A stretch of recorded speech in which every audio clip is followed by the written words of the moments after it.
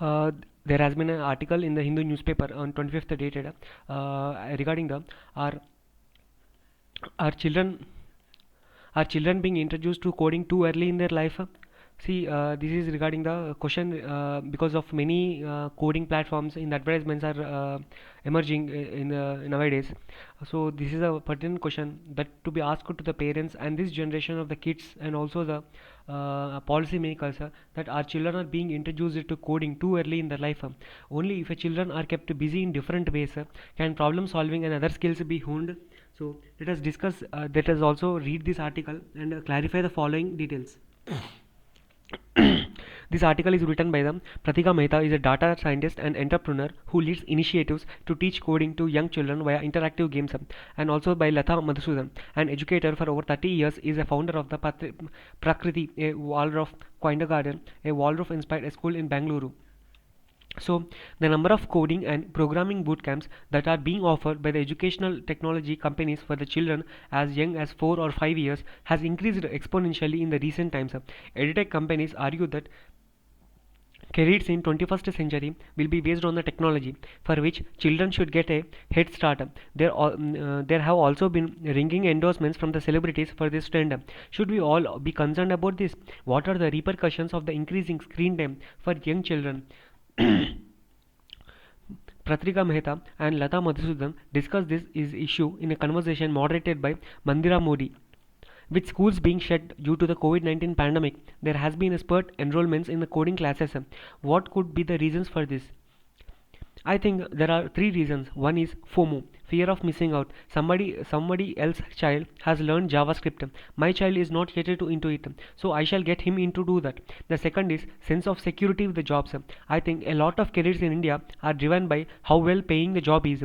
We pursue careers not out of passion but by figuring out what can earn us decent living.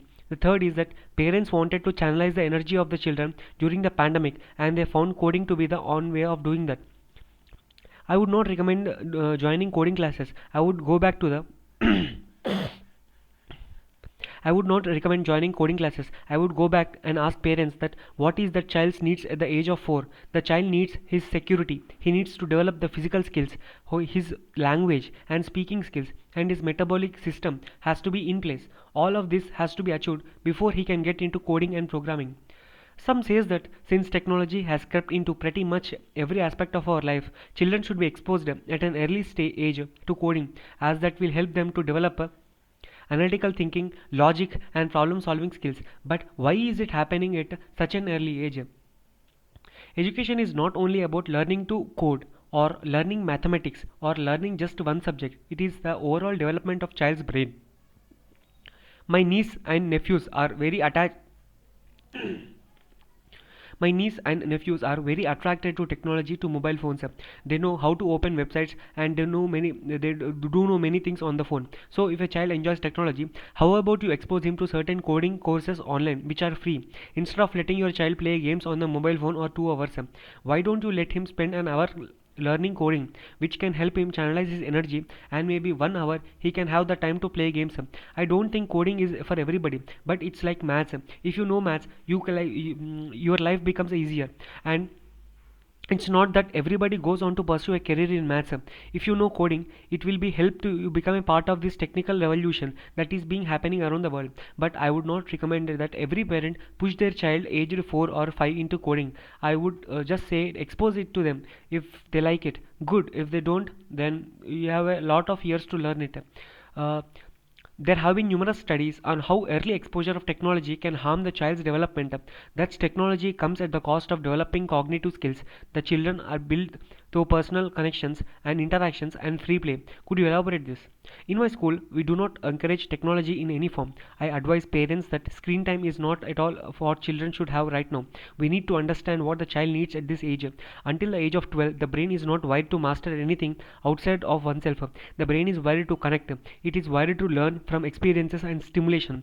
A young child between the age of 0 and 7 years only learns in an environment of imitation, emulation. The When children see their parents sitting in front of a screen and working, they pretend to do the same thing. At that point of time, what they need is to first develop their basic skills. Let them develop the biggest computer, that is their own body and their brain. Let them master their physical skills and then move on to something outside of their body to master.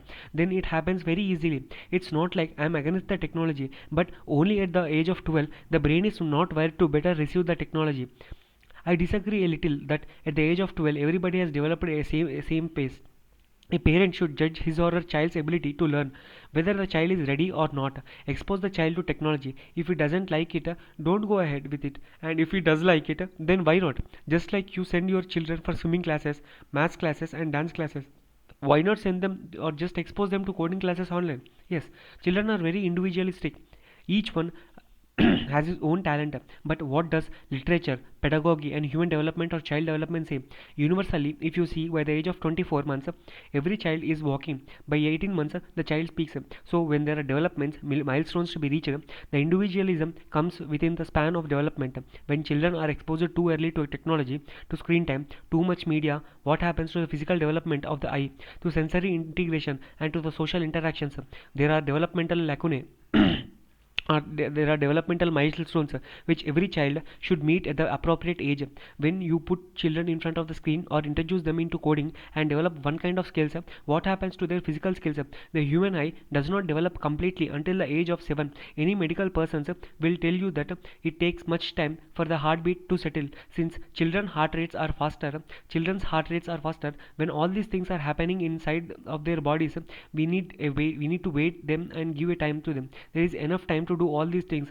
Do you think then there is a room for both to coexist at an age of appropriate time?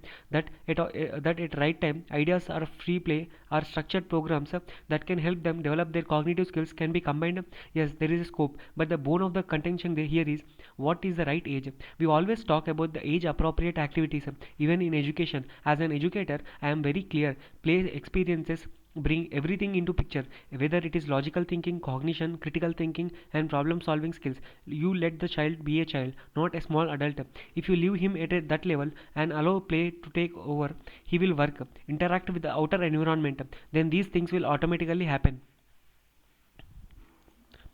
I would like to add one thing. Because of the pandemic, children are receiving their education only on mobiles or laptops. So there is already screen time and they are watching a lot of television. There is a technology at juncture of your day-to-day life, and it is really hard to keep your child away from it.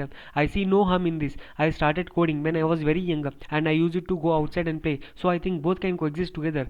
I agree that media and screen time cannot be brushed under the carpet.